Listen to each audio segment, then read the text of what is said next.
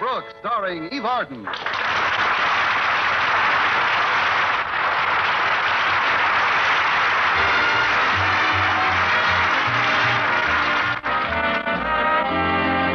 Well, when a woman like our Miss Brooks, who teaches English at Madison High School, goes with a man like Philip Boynton for 6 years, certain changes are bound to occur. Changes which Miss Brooks can't help but notice. Yes, after 6 years, Mr. Boynton is wearing a different suit. But last week, for the first time, some radical changes did appear to be in evidence. All else having failed, I had decided to take my landlady's advice and try to build up Mr. Boynton's ego. So about 2 weeks ago, I convinced Mr. Boynton that he'd look much more distinguished if he'd grow a mustache. Last Thursday at breakfast, I discussed the early results with Mrs. Davis. I knew that altering his appearance would make a difference in Mr. Boynton. What's the first change you've noticed, Connie? It's much quieter when he drinks his soup. Oh, there's much more to it than that. I saw his mustache when he called for you Sunday night, and it certainly tickled me. Well, I wish it would tickle me. It is rather cute, though, isn't it? Actually, Sunday night was the last time I saw him, so it's too early to tell about any changes yet. Although I've been doing everything in my power to build up his ego. Just what have you done, dear? Well, I asked 3 of Madison's most attractive teachers, Miss Adams, Miss Higgins, and Miss Preston, to compliment him on his new look. Well, that should have produced results. It did. He went out with Miss Adams Monday night, Miss Higgins Tuesday, and Miss Preston Wednesday. Well, with his new appearance, you've got to expect personality changes in Mr. Boynton. I'm sure he'll be much more positive toward you from now on. Oh, he's positive, all right. He positively hasn't asked me to go with him to the party Mr. Conklin's giving tonight. Party? It's in honor of Mr. Stone's re-election as head of the Board of Education. The entire faculty's been invited. Should be quite a gala affair. Yes, the milk will flow like buttermilk. Well, I'm sure Mr. Boynton will ask you. What are you going to wear, Connie? No, I don't know yet, Mrs. Davis, but you can bet it won't be what I was wearing about this time last year. Well, what were you wearing then? Don't you remember, Madison's home economics class had just honored me with their annual secret project. Oh, of course. That blue dress they'd made with those vents in the back. They just made the dress. I made the vents when I bent over. Whatever became of that dress, dear? Well, for a while, Walter Denton used it as a seat cover for his car. But I'll never forget when I first got it. I had to wear it around school for a week so I wouldn't hurt anyone's feelings. I only hope they don't honor me again this year. The presentation is due any day now. Really? How do you know? Well, Harriet Conklin's been hinting about it for days. She's in charge of the project this term. Well, I'm sure she wouldn't give it to you 2 years in a row. Well, maybe not, but... Oh, that's Walter to drive me to school. Be out in a minute, Walter. Well, I guess I'd better be going, Mrs. Davis. Very well, dear. Have a nice day. Oh, when you make my bed today, just leave the covers turned down, will you? The covers? Yes, if I get that presentation again, I'm liable to come down with a severe case of German measles.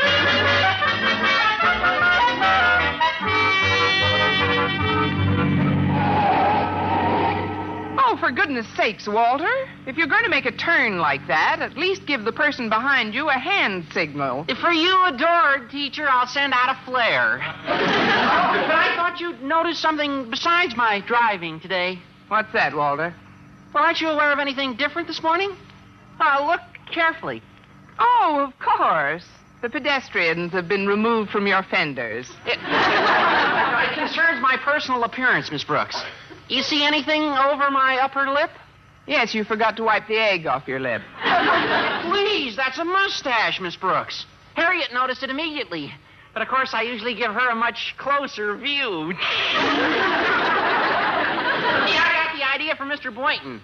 Gosh, the way that man's mustache has changed his personality. Then you've noticed it. No, who hasn't?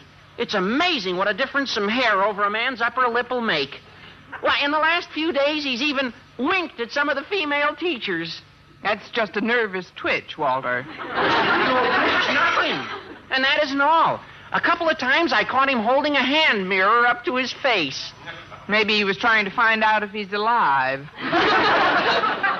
Apparently, he is beginning to change, but you can't prove it by me. I've hardly seen him in the last 3 days. Just wait till you do. You'll be able to tell right away. It's practically all Harriet talked about last night. Harriet?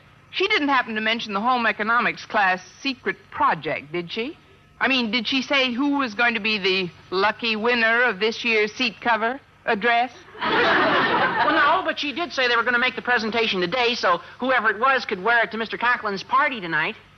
Turn the car around, Walter. I feel an attack of the measles coming on. Joe, I'm pretty sure it won't be you this year, Miss Brooks. They've never made the presentation to the same teacher 2 years in a row. Well, you can never tell when they're liable to start a nasty precedent. But I guess it... Say, this isn't the way to school, Walter. Yeah, I know. Miss Enright called before I left home and asked me if I'd pick her up on the way to school, too. Miss Enright? Did she know I'd be along? Oh, sure. Yeah, she said that would make the trip even more enjoyable. Miss Enright said that? Well, to quote her exactly, Miss Enright said she'd always look forward to being present when you were taken for a ride. That's Miss Enright, all right. Well, I suppose I can stand it for a few miles if she can. Well, let's see now. She said her house was right in the middle of the block and she'd be out front. Here it is. Just pull up in front of that stunted tree, Walter. That's Miss Enright. Oh, yes. You have wonderful vision, Walter. Well, good morning, Walter. Good morning, Miss Brooks. It was. My, but you two make a pretty picture in the front seat. We do? Yes. I'd call it mother and son in jalopy. Well, hop in and we'll have 3 generations, Grandma. But I do hope I won't be crowding you, Miss Brooks. But then you're used to being shoved around, aren't you, darling? Maybe I'd just better get out and walk. Oh, no, nonsense. Just move over a little. Ah, there we are. Oh, this is comfy. Walter, your upholstery is positively squishy. I haven't moved over yet. Oh. Sorry. Well, we better get going or we'll be late. Well, Miss Brooks, looking forward to Mr. Conklin's little party tonight? I suppose you'll be wearing the dress the home economics class gave you last year. Or maybe they'll give you this year's sack in time. They don't give it to the same teacher 2 years in a row. Maybe you'll get it. Oh, don't be silly, darling. Muslin isn't becoming to me. It would be if you had the collar and leash to go with it. Now, ladies. Let's not have any ill feeling aboard. Oh, I couldn't have any ill feeling toward Miss Brooks these days. Not after what she's done for Mr. Boynton. What I've done for Mr. Boynton? Oh, yes, since he grew that mustache, the changes in his personality are positively spectacular. Why, a few weeks ago, he'd have felt compelled to ask you to the affair tonight. Now he had absolutely no hesitancy in dating me. What? You mean he invited you to the party? I don't believe it. You can find out for yourself when we get to school, Miss Brooks. That's exactly what I will do.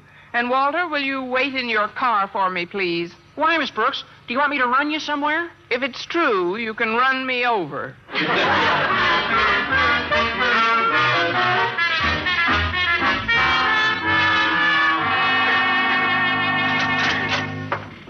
Mr. Boynton.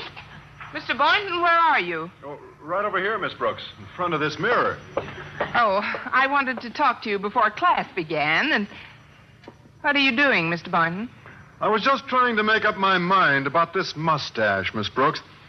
Do you think I should wax it or let it curl naturally? I'd say it's 6 of one and half a dozen of the other. 6 of one and half a dozen of the other? Yes. Wax the 6 hairs on one side and curl the half dozen on the other. You know, this is the first time I've ever seen you in front of a mirror, Mr. Boynton. I know. Why, I must have passed this mirror 10 times a day for the past 6 years. Well? Gosh, what I've been missing. That is, I think a man should pay attention to his appearance, don't you? I'm beginning to wonder. The next thing you know, you'll be wearing a cane on the campus. Oh, not me. I'm not that vain. I never wear my cane until I'm away from school. What? You mean you've actually bought a cane? Just a little walking stick. It does a lot for my poise. I'll bet it does. But that isn't why I came in to see you, Mr. Boynton. As you know, Mr. Conklin's giving a buffet supper for Mr. Stone tonight, and since we've both been invited, I thought... I wanted to talk to you about that, Miss Brooks. Good. What time will you pick me up? That isn't quite what I had in mind. What time do you want me to pick you up? Well, that isn't what I meant either. I don't know how to put this exactly, but with the growth of this mustache, something has come over me. You're not just flapping your fuzz, Philip. Well, I'm not kidding, Miss Brooks. My new appearance has done a lot for me. Why, in the last 3 or 4 days, almost every female teacher in the school has complimented me on my appearance. I must confess, it's had its effect. In what way, Mr. Boynton? Well, for one thing, I find I'm no longer preoccupied with my frogs. What? How can you ever face McDougal? Well, I don't want you to think I'm conceited, Miss Brooks, but when I noticed how women reacted to my mustache and me, well, a definite change began to take place in my personality. A change? Mm-hmm. Where I formerly thought of myself as exclusively a man's man, I now think of myself as a ladies' man, too. I've got to get this boy a razor. Look, Mr. Boynton, what has this got to do with tonight? Well, I'm taking Miss Enright to the party tonight. Then it's true. Yes, Miss Brooks. Now, I don't want you to be hurt. Actually, I owe you a great deal for helping me to discover my true self, but, well... Yes, Mr. Boynton? It's just that now I feel I belong to all women. Thank you, Tommy Manville. Here,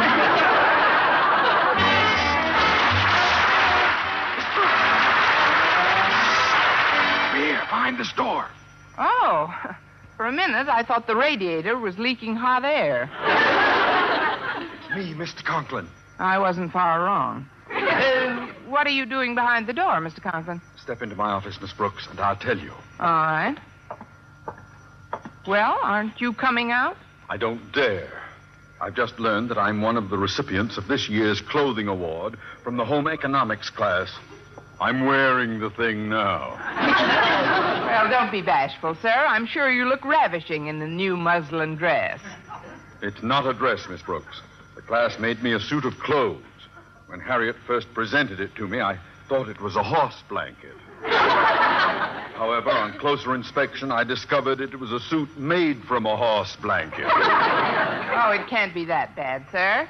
Come on out and let me see it. I don't know whether I should risk it. You promise you won't laugh? Yes, sir, I promise.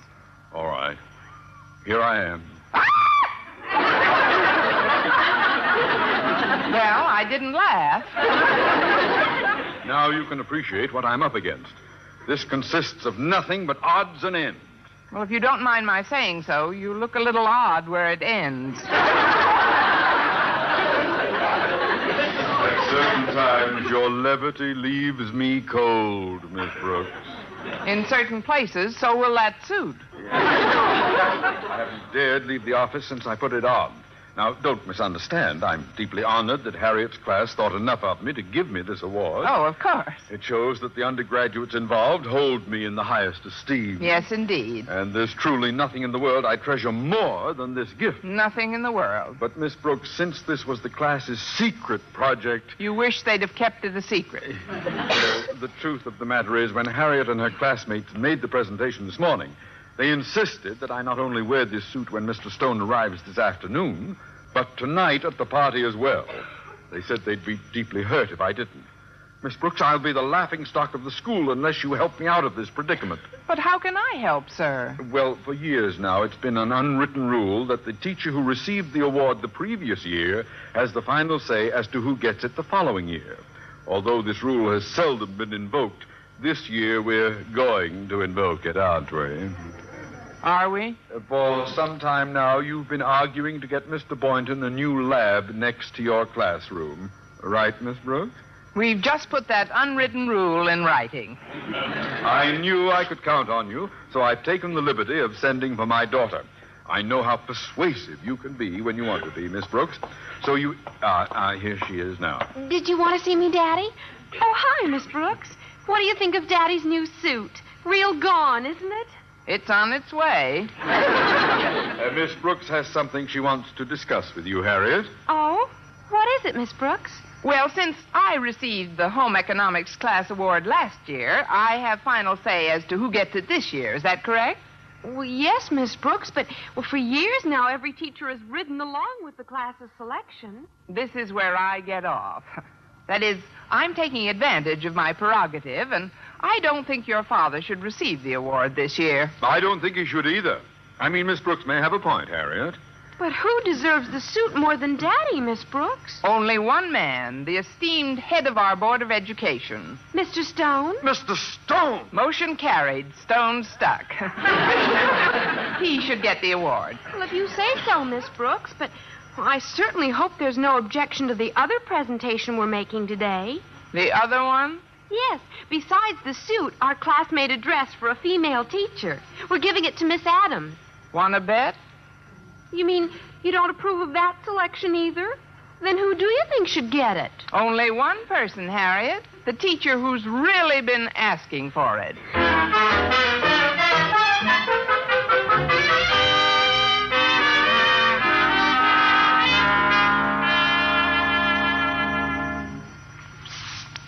Miss Brooks. Huh?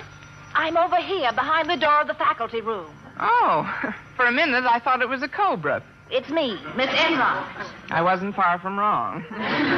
What are you doing behind the door, Miss Enright? You know perfectly well what I'm doing behind this door. Because of you, I've been compelled to wear the dress the home economics class made for Miss Adams.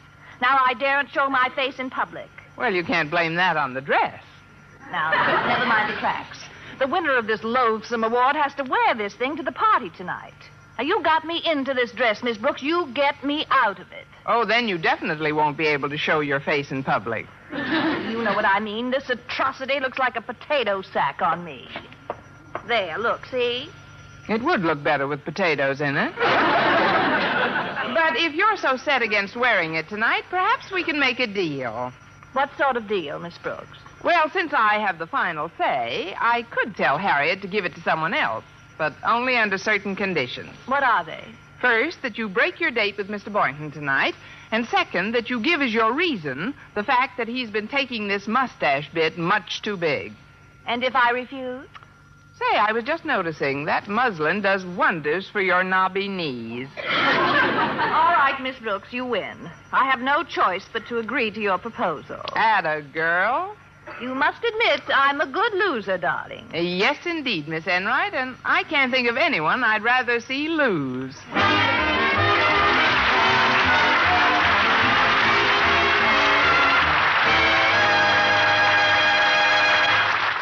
At 3 that afternoon, my principal and I were in his office awaiting the prospective recipient of the 2 garments. Well, Mr. Stone ought to be here any minute now. Do you want to make the presentation, or shall I, Miss Brooks? Well, as the previous year's recipient, I think I should present the suit to him, Mr. Conklin. And if you don't mind, sir, I'll also give him this other award. You mean this piece of burlap? The only thing that's good for is to hold a bunch of potatoes. That's no way to talk about Mrs. Stone. Mrs. Stone?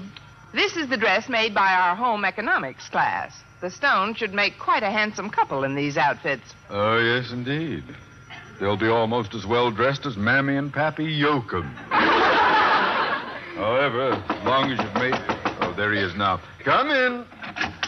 Well, good afternoon, sir. Good afternoon, Osgood. Hello, Miss Brooks. Hello, Pappy. Mr. Stone. Before we get down to school business, Mr. Stone, Miss Brooks has a little presentation for you from our home economics class. A presentation? Why, Miss Brooks, I'm touched. Wait till you see it. You'll go out of your mind altogether. Mr. Stone, to show our deep appreciation for the work you've done in behalf of Madison High School throughout the year, the home economics class has made this gift especially for you. Here you are, sir. Why, it's beautiful. Do you really think so? Yes, indeed. The next time I go riding, I'll put it under my saddle. Oh, no, sir. It's a man's suit. The class expects you to wear it to Mr. Conklin's party tonight. This is a man's suit? You can tell by the buttons. See? There are very few double-breasted horse blankets. Oh, yes, I see it now. It's lovely. And besides this suit, sir, our home economics class wants you to have this additional gift. Oh, thank you, Miss Brooks. That'll come in very handy. It should hold several pounds of potatoes. It's a dress for Mrs. Stone. I see. You're giving this suit to me and this dress to my wife. We also supply a door to hide behind. That is, you'll get a lot of good wear out of them, I'm sure. Yes. Well, Osgood, I don't know how to thank you for your part in this. Oh, Miss Brooks deserves all the thanks. As recipient of last year's gift, she had the final say. It was her idea. Your idea, Miss Brooks? Has my transfer to Siberia come through yet? If you're going to wear this suit to the party tonight, why not try it on now, sir? I have a tie in my inner office that will go perfectly with it. I'll dash right in and get it. Won't be a minute. Miss Brooks, I don't want you to mistake what I'm going to say for a moment. I'm deeply honored that the home economics class thought enough of me to give me this award. Of course. It shows that the undergraduates involved hold me in the highest esteem. Yes, indeed. But if this was a secret project, why didn't they keep it a secret? Well, don't get me wrong, Miss Brooks. I just feel that this award should be given to someone more directly concerned with Madison's daily life. Mr. Conklin, for instance. Mr. Conklin? Yes, I feel that you should reconsider to whom this gift should go, just as I am about to reconsider the appointment of a new head of Madison's English department. Do you follow me, Miss Brooks? Do you want to make the presentation, or shall I? I think that since you... Well, here it is, Mr. Stone. Isn't it a beauty? This tie goes with that suit like ham goes with eggs. Pardon me, sir, but the knife and fork just changed hands.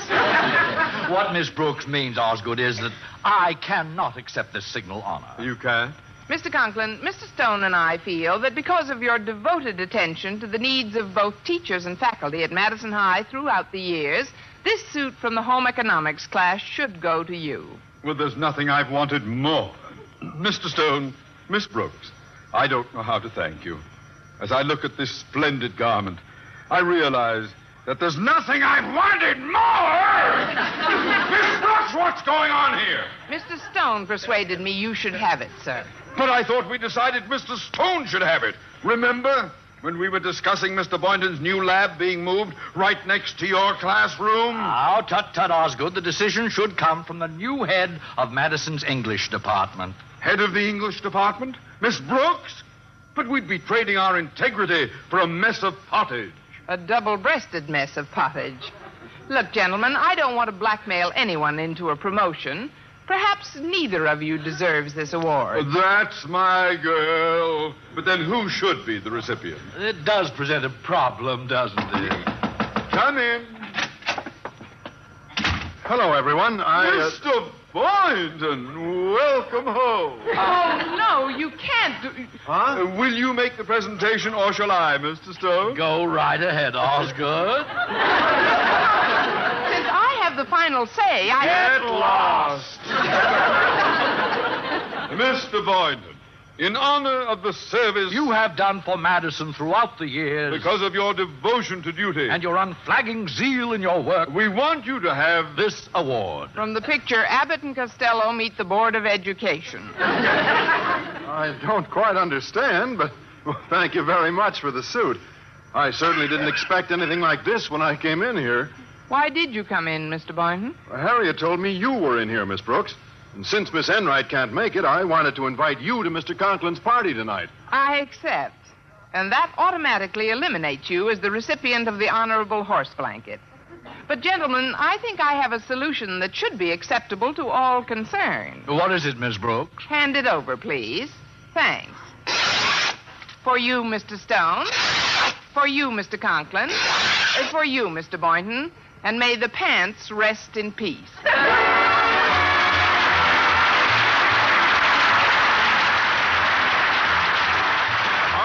Starring Eve Arden, transcribed, was produced and directed by Larry Burns, written by Alfred Alsberg and Al Lewis, with the music of Lud Gluskin. Mr. Conklin was played by Gale Gordon.